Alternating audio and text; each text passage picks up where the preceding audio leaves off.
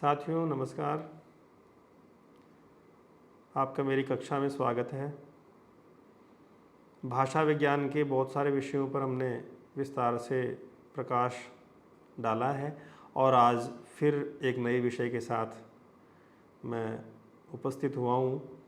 आज का अपना विषय है फोनेटिक चेंजेज, ध्वनि परिवर्तन। ध्वनि परिवर्तन के जो है कारण क्या है, ध्वनि परिवर्तन कितने प्रकार का होता है, इस पर विस्तार से बात करना चाहेंगे। क्योंकि मुख्य रूप से ध्वनि ही भाषा में सबसे महत्वपूर्ण स्थान रखती है, अतः ध्वनि परिवर्तन को पहले जान लेना ठीक है। हम ये जानते हैं कि परिवर्तन सृष्टि का नियम है, शाश्वत है और विश्व की प्रत्येक वस्तु में निरंतर परिवर्तन होता रहा है, हो रहा है और होता रहेगा। इसी को वैदिक ऋषि ने कहा यत किंच जगत्याम जगत। यजुर्वेद के मंत्र में यत किंच जगत्याम जगत, तो संसार की प्रत्येक वस्तु संसरणशील है, परिवर्तनशील है। तो प्रत्येक भाषा की ध्वनियों में भी निरंतर परिवर्तन होता रहा है और इसी परिवर्तन के कारण एक एक शब्द के अनेक अपभ्रंश हो जाते हैं। जैसे उदाहरण के तौर पर हम लें मनुष्य, मानुष, मानस, मनुष्य आदि। अतएव महाभाष्यकार पतंजलि कहते हैं एकैकस्य ही शब्दस्य बहवोपभ्रंशाः।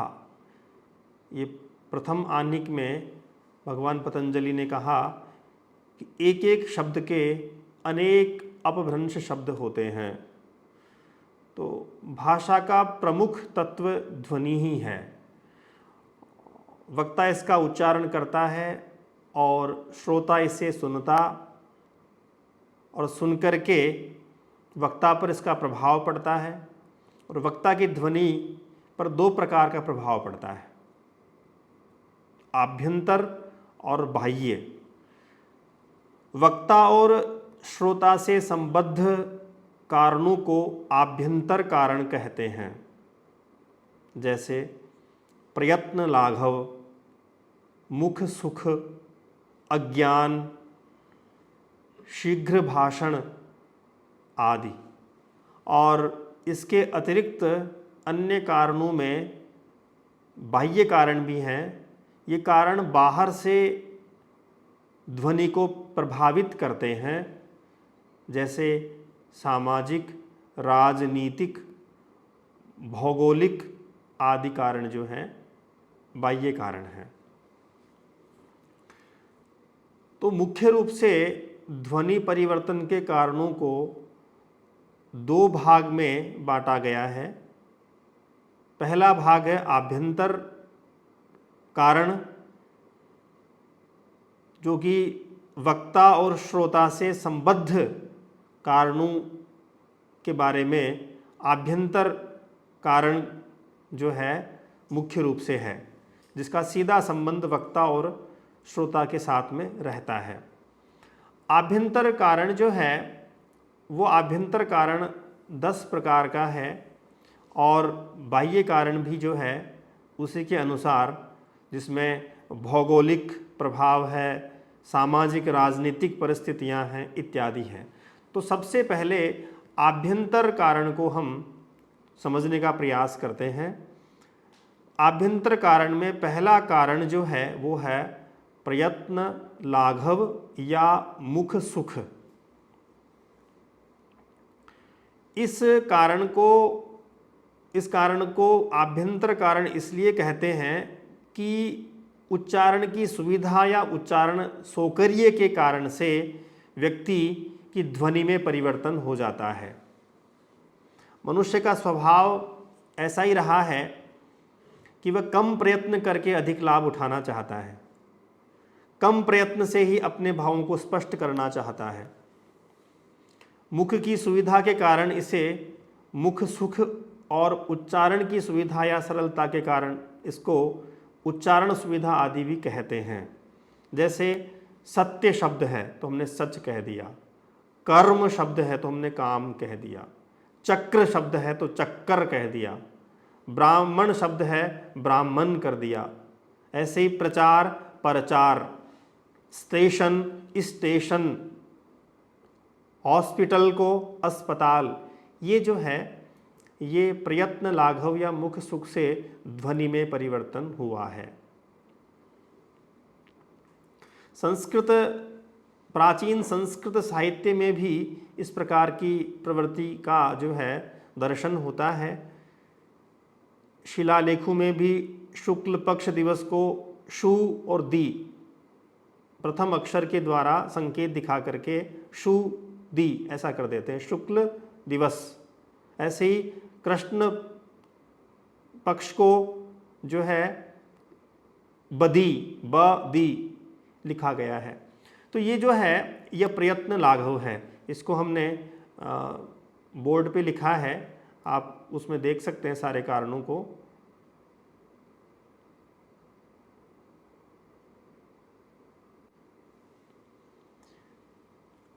इसमें जो है आपने देखा कि आभ्यंतर कारण में प्रयत्न लाघव में किस प्रकार से शब्दों में परिवर्तन होता है, इसका उदाहरण मैंने आपको अभी बताया।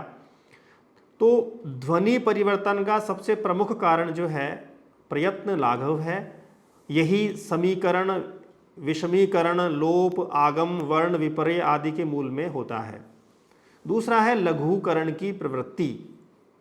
लंबे शब्दों को संक्षिप्त या लघु कर दिया जाता है, इसके मूल में भी प्रयत्न लाघव ही प्रवृत्ति है।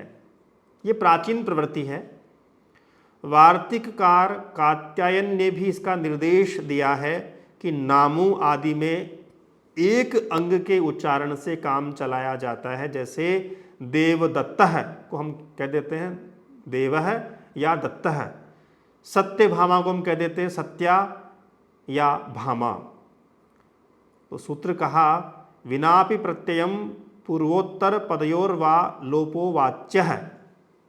इसी प्रकार उपाध्याय को ओझा, ओझा को भी फिर झा। इस प्रकार से बहुत सारे शब्द हैं। अंग्रेजी में भी जो है पूरे नाम के स्थान पर प्रथम अक्षर ले लिए जाते हैं। जैसे जयदेव, तो उसमें हमने जय और दे ऐसा कर दिया, जय में जय ले लिया और देव का दे ले लिया। तो ये जो है लघुकरण की प्रवृत्ति हमारी आभ्यंतर कारण में दूसरे कारण के रूप में इस रूप में आपके सामने। ऐसे हम मास्टर ऑफ आर्ट्स कोई शब्द है उसको हम एमए कह देते हैं। तीसरा है अनुकरण की अपूर्णता। अनुकरण के द्वारा भी भाषा सीखी जाती है। वाग यंत्र की त्रुटि या अज्ञान आदि के कारण अनुकरण पूर्ण नहीं हो पाता, अतः कुछ शब्दों में परिवर्तन हो जाता है। जैसे रे का उच्चारण कठिन है, अतः बच्चे राम को लाम, रोटी को लोटी या नोटी कहते हैं। अनपढ़ आदि ज्वाइंट को जैन, इंस्पेक्टर को सिपट्टर, है ना, कोर्ट को कोट, इस प्रकार से शब्दों का इस्तेमाल कर देते हैं। अंग्रेजी के प्रभाव से दीप्ति शंकर डिप्टी शंकर हो गया। ओम नमः सिद्धम ओनामासीधम, ऐसा जो है परिवर्तन हो जाता है। ये अनुकरण की अपूर्णता है, कारण है। अगला है अशिक्षा।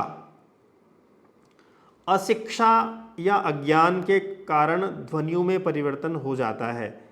जैसे लैंटर्न शब्द है उसको हमने लालटेन कर दिया, गार्ड शब्द है उसको हमने गारद कर दिया। ऐसे ही लाइन शब्द को लाइन कर दिया। ये उपर्युक्त दोनों कारणों के साथ मिलकर भी काम करता। जैसे मास्टर साहब, मास साहब, साधु साहू, गोस्वामी गोसाई। इस प्रकार से अशिक्षा के कारण से भी इन शब्दों में जो है ध्वनि में परिवर्तन हो जाता है। पांचवा है शीघ्र भाषण। शीघ्र बोलने के कारण भी ध्वनि में परिवर्तन हो जाता है। इसमें मध्यगत ध्वनियों का प्रायः लोप हो जाता है। इसके साथ लघुकरण की प्रवृत्ति भी देखी जाती है। जैसे पद्मा दत्त दादा, तो पद्दा पदिया इस प्रकार से हम लोग उच्चारण कर देते हैं। लालमणि दादा, तो ललदा हम कर देंगे। भ्रातृजाया, भोजी, है ना, उन्होंने, उनने, किसने, किन्ने, है ना, अब ही, अभी, तब ही को हम कर देंगे तभी, है ना, किस ही तो हम कर देंगे किसी। जैसे हम अंग्रेजी में करते हैं ना, डू नॉट को डोंट, विल नॉट को वॉन्ट। अगला है भावावेश। प्रेम, क्रोध आदि भावावेश में शब्दों की ध्वनि में परिवर्तन हो जाता है। जैसे राम, रामू, कृष्ण, कान्ह या कन्हैया, लालचंद को हम कर देते हैं लल्लू, पुरुषोत्तम को हम परसु, माँ को मम्मी, पिता पापा, है ना, बच्चा बाचा है या बचवा है, बाबू को हम कर दिया बबुआ। ऐसे शब्दों की संख्या भी न्यून है। सातवां जो आभ्यंतर कारण है वह काव्यात्मकता। काव्य में छंद के कतिपय नियमों का पालन करना पड़ता है, इसलिए कभी हरस को दीर्घ, दीर्घ को ह्रस्व और कुछ वर्णागम आदि किया जाता है। संस्कृत की सूक्ति है, अपि माशम मशम कुर्यात छंदो भंगम न कारयेत। माश को मश कर दें पर छंद भंग न करें। तो हिंदी के सभी काव्यों में विशेषकर से सूर, तुलसी और रीतिकालीन कवियों के काव्यों में प्रवृत्ति बहुत अधिक मिलती है। फलस्वरूप ध्वनियों में परिवर्तन हो जाता है। जैसे वीर, वीरा, कबीर, कबीरा, सूर, सूरा, नदी, नदिया, देहली, देहरी कर देंगे। द्वार को हम कर देंगे द्वार, स्थिर को थिर, नहीं, नाही। ये जो है काव्यात्मकता के आधार पर इनमें परिवर्तन, ध्वनि में परिवर्तन हो जाता है। तो काव्यात्मकता भी एक ध्वनि परिवर्तन का आभ्यंतर कारण है। अगला है बलाघात। बलाघात जो है बलपूर्वक, है ना, ध्वनि पर बल दिया जाता है ना। ध्वनि परिवर्तन में सबसे ज़्यादा जो प्रभाव पड़ता है बलाघात का पड़ता है। इसमें जो शेष रहती है अन्य निर्बल ध्वनियाँ क्षीण हो जाती हैं। अगर हमने किसी एक ध्वनि पर अधिक बल दे दिया तो जो दूसरी ध्वनियाँ हैं वो क्षीण हो जाती हैं। जैसे संस्कृत में चतुरीय को चतुर्य के तुरीय को तुरीय रूप हो जाता है। इसी प्रकार अभ्यंतर भीतर, है ना, ऊपरी पर, एकादश को 11, द्वादश को 12, इस प्रकार का परिवर्तन भी इसमें देखा जाता है। अगला है कृत्रिमता।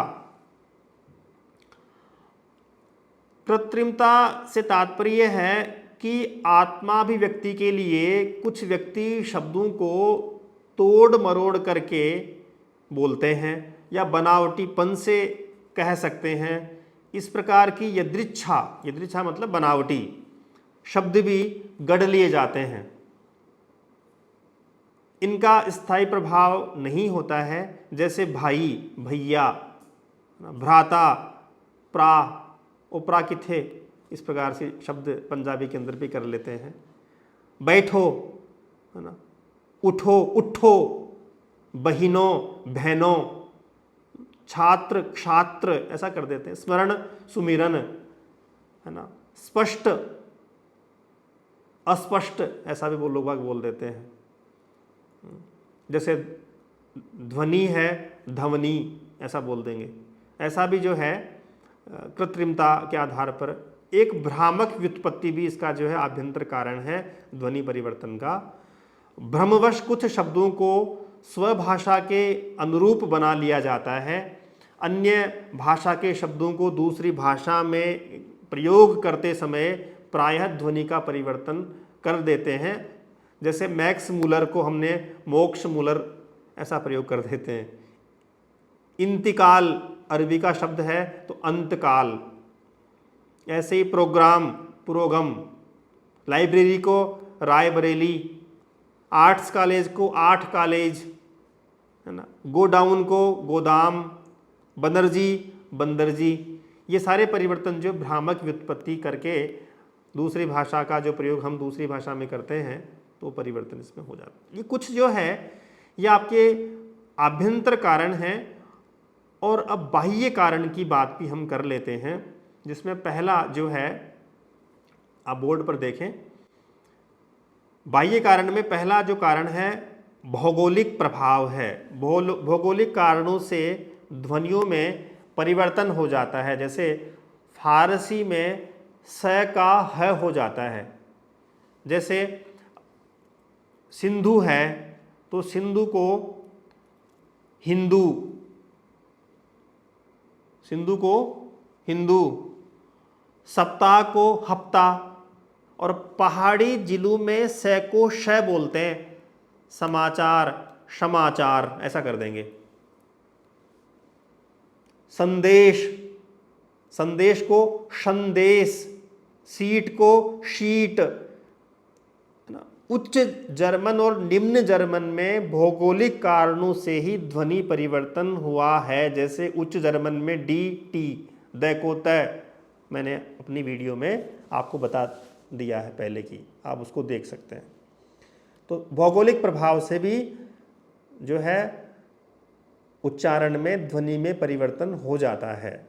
जैसे कि आपको पहाड़ी जिलों में किस प्रकार से स को श, दंत सकार को तालव्य शकार में परिवर्तन कर देते हैं। अगला है सामाजिक एवं राजनीतिक परिस्थितियां। सामाजिक और राजनीतिक उन्नति या अवनति के कारण जो है शब्दों में परिवर्तन, ध्वनि में परिवर्तन हो जाता है। उन्नति की अवस्था में शब्दों में शुद्ध रूप पर बल दिया जाता है और अवनति के समय अपभ्रंश रूपों की अधिकता होती है। जैसे पंडित पंडा, यजमान जजमान, दिल्ली देहली, बम्बई को हमने मुंबई को बम्बई, कलिकाता को कलकत्ता, बुद्ध को बुद्धू, लुंचित केश को लुच्चा, वाराणसी को बनारस। ये भी जो है राजनीतिक एवं जो है सामाजिक परिस्थितियों के कारण से भी ध्वनि में परिवर्तन हो जाता है। काल प्रभाव या स्वाभाविक विकास, काल के प्रभाव से भाषा में विकास या परिवर्तन होता रहता है। फलस्वरूप वैदिक संस्कृत से संस्कृत, प्राकृत, अपभ्रंश और वर्तमान भारतीय भाषाओं का विकास हुआ। जैसे दृश्य से देखना, अस से होना, खाद से खाना, पा से पीना, है ना। ये सारे शब्द जो है काल के प्रभाव से स्वाभाविक विकास जो है इन भाषाओं में हुआ है। अगला है आपका लिपि दोष। विभिन्न लिपियों की अपूर्णता के कारण भी ध्वनि परिवर्तन देखा जाता है। अंग्रेजी और उर्दू आदि के प्रभाव के कारण ध्वनियों के उच्चारण में अंतर हो गया है। जैसे अंग्रेजी में राम रामा, आजकल बहुत सारा शब्द ये बड़ा प्रयोग करते हैं योगा, जबकि शब्द क्या है योग। कृष्ण कृष्णा, आर्य आर्या, बुद्ध बुद्धा, लाफिंग बुद्धा। अब उनसे कोई पूछे कि बुद्ध है कि बुद्धा है, गुप्त गुप्ता, मिश्र मिश्रा आदि। ऐसे ही कुछ उर्दू के प्रभाव के कारण भी, जैसे आर्य समाज आर्या समाज, प्रचार परचार, अर्जुन अर्जुन, इंद्रजित इंद्रजीत, सुरेंद्र सुरेंदर या सुरिंदर, ये जो है लिपि दोष है। बाह्य कारणों में अन्य भाषाओं का प्रभाव भी एक जो है ध्वनि परिवर्तन का कारण है। अन्य भाषाओं के प्रभाव में जो मुख्य रूप से जो भिन्न भिन्न जैसे फारसी और अरबी के प्रभाव के कारण से हिंदी में को, ग, ज इत्यादि जो है ध्वनियाँ फारसी या उर्दू के शब्दों में लिखी या बोली जाती हैं। कागज़। तो भारोपीय भाषाओं में टवर्ग नहीं था और जो है द्रविड़ परिवार की भाषाओं के संपर्क से संस्कृत आदि में टवर्ग ध्वनि आई, जैसे प्रकृत, प्रकट, संस्कृत या संकृत, संकट, विकृत, विकट, और अंग्रेजी के प्रभाव से हिंदी में ज ध्वनि, इज और हिज, ये जो है आपका अन्य भाषाओं का प्रभाव। और बाह्य कारणों में अंतिम कारण है सादृश्य। सादृश्य या समानता के आधार पर कुछ ध्वनियों में परिवर्तन हो जाता है। जैसे द्वादश के सादृश्य पर हमने एकादश कर दिया, द्वि का द्वा होता है, पर एक में आ नहीं आ सकता, यह सादृश्य मूलक है। दंडिन धन आ, दंडिना। करीना आदि में ना ठीक है, पर अग्निना, वारिना, शुचिना में ना केवल सादृश्य के आधार पर ही है। तुभ्यम, तुझे के सादृश्य पर मय्यम, मुझे हो गया, तुभ्यम बना, वैसे ही मय्यम। मय्यम में ऊ नहीं है। ऐसे ही 45 के सादृश्य पर 47 में भी अनुनासिकता आई। तो ये जो है, ये सादृश्य भी इसमें एक मुख्य रूप से बाह्य कारणों का कारण है।